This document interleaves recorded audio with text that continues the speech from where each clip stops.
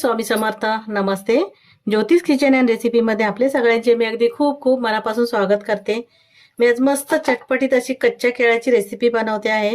ही recipe सगळ्यांनाच आवडेल. तर लगेच आता रेसिपीला सुरुवात करूया. इथे रेसिपी बनवण्यासाठी बघा मी ही 4 कच्ची केळी घेतली, स्वच्छ धुवून घेतली. तेवढं तुम्हाला बनवायचं असेल तेवढी तुम्ही घ्या. मी इथे 4 केळ्याची बनवते. सगळ्यात पहिलं मी ही केळी खूप मस्त रेसिपी बनते. हे 2 बाजूने देठ काढले आणि इथे 2 भाग करते फक्त. ते आता मी सर्व केळी कापून घेते. मी बघा सर्व केळी कापून घेतली. कुकर मध्ये शिजायला ठेवते. मी ते कुकर मध्ये पाणी ठेवलंय, त्यामध्ये केळी ठेवून देते आणि 2 ते 3 शिट्या करून घ्यायच्या. 2 शिट्यामध्ये तुमच्या कुकरला जर लवकर लवकर शिट्या येत असतील तर 3 शिट्यामध्ये 3 शिट्या करून घ्या. मी इथे आता हे 2 शिट्या करून घेते आणि शिजून घेते. आताच मी एक बीट ठेवते एक वाटीमध्ये, असं एकदम शिजलं जाईल. इथे केळी शिजत ठेवली आहे तोपर्यंत मी इथे बघा 1 वाटी हे पोहे घेतले आहेत. हे 2 ते 3 वेळा स्वच्छ धुवून घ्यायचे. मी आता पोहे धुवून घेते. इथे पोहे धुवून घेतले आणि सर्व पाणी काढून घेतलंय. आता झाकून 10 मिनिटं ठेवून देते, तोपर्यंत आपले केळी पण उकडून थंड होईल कुकर. इथे पोहे भिजत ठेवलेले आणि पोहे छान असे नरम झालेत.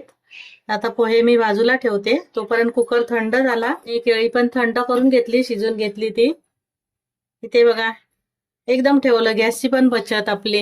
हे बीट पण मी उकडून घेतलं, त्याच्यामध्ये थोडेसे वाटाणे होते तेही ठेवले. तिने एकसाथ आपले काम झालं. आता सगळ्यात पहिले ही केळी सोलून घेते. 2 शिटीमध्ये होत नाही, 3 शिट्या वगैरे करा आणि पटपट येत असेल तर 4 शिट्या केलं ना तरीही चालेल. इथे मी सर्व केळ्याचा रंग बदलला जातो शिजून घेतलं की.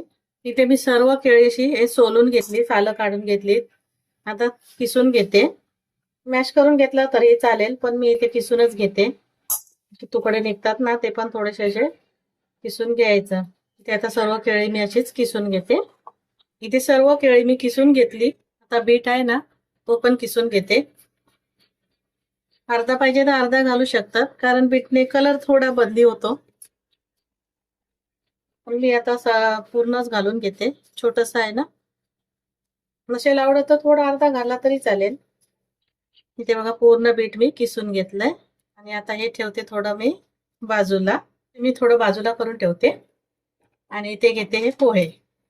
पोहे ना छान व्यवस्थित असे थोडेसे करून घ्यायचे, मिक्स करून असे मऊ झाले आहेत. आता हे मी थोडेसे पोहे असे नरम करून घेतलेत आणि त्या मिश्रणमध्ये घालून घेते. पोह्यामुळे छान असे कुरकुरीत छान होतं आपली रेसिपी. इथे केळ्यामध्ये बीट आणि पोहे घालून घेतले. चवीप्रमाणे मीठ घालून घ्यायचंय. थोडासा गाजर घेतलाय, कोथिंबीर घालून घेते. वाटाणा उकडून घेतलाय तो पण घालते. थोडंसं मॅश करून घ्यायचं तर घेऊ शकतात, किंवा असं पण खायला चांगला वाटतो. असं शिजलेला आहे. आलं आणि लसूणची पेस्ट घेतली 1 चमचाभर. मी ते चाट मसाला घालते. मसाला नसेल तर आमचूर पावडर घालून घ्या. आता मसाले घालून घेते. मसाल्यामध्ये थोडीशी हळद घालते, मिरची पावडर घालून घेतली, कारण आलं लसूण आणि हिरव्या मिरचीची पेस्ट आहे मग त्याच्यामुळे हे मिरची पावडर थोडीशी कमी घातली आहे. हे धना पावडर घालते अर्धा चमचा आणि पाव चमचा एवढा गरम मसाला घालते. हे सर्व मसाले घालून झाले. हे तांदळाचं पीठ घेतलंय मी. तुम्ही तांदळाच्या पिठाऐवजी जर ब्रेड घ्यायचं असेल ब्रेड घ्या, किंवा कॉर्नफ्लॉवर घ्यायचं असेल तर कॉर्नफ्लॉवर घ्या. मी इथे तांदळाचं पीठ घालून घेते.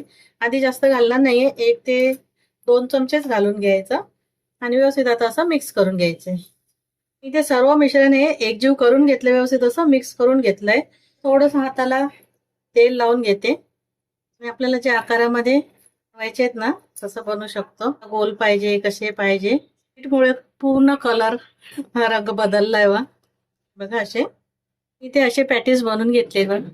लांबट पाहिजे तर लांबट, असे गोल पाहिजे तर गोल, नाही तर अजून एकदा असं त्याने थोडंसं असं पसरून घ्यायचं.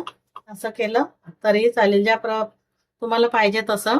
आपण असं ब्रेड सारखं बनवून घ्यायचं, असं घ्यायचं. मी बाकी सर्व असेच सर्व बनवून घेते.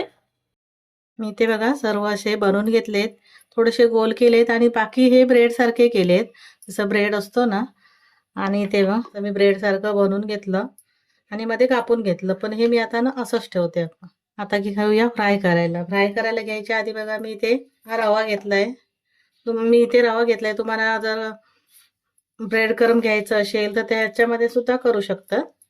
इथे मी हे रवा लावून घेते व्यवस्थित असं, किंवा ते बारीक शेवया असतात ना त्या लावल्या तरी पण त्याने पण छान होतं. ते आता मी रवा लावून घेते आणि फ्राय करून घेऊया.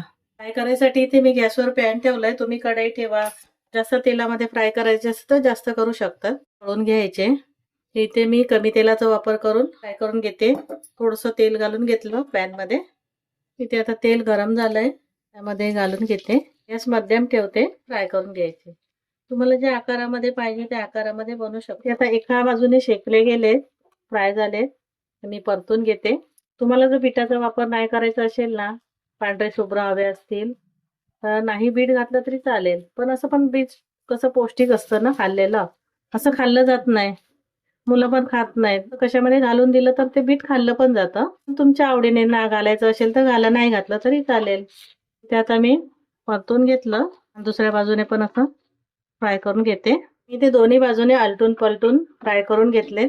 छान असे कुरकुरीत करून घ्यायचे, मस्त वाटतात. इथे मी हे काढून घेते आणि बाकी सर्व आता असेच बनवून घेते. इथे आपलं मस्त असं नाश्ता तयार झालाय. कोणाला कळणारही नाही की बिना ब्रेड आहे, बिना ब्रेडचं केलेलं आहे. असं खूप मस्त आहे खायला पण. असं बघा, मला जास्त तेलामध्ये पाहिजे तर जास्त तेलामध्ये तळून घ्या आणि असं एकदा रेसिपी बनवून बघा. आवडली असेल रेसिपी तर लाईक करा, शेअर करा, सबस्क्राईब करा. पुन्हा भेटू आपण अशाच एका नवीन व्हिडिओ सोबत. थँक्यू, धन्यवाद.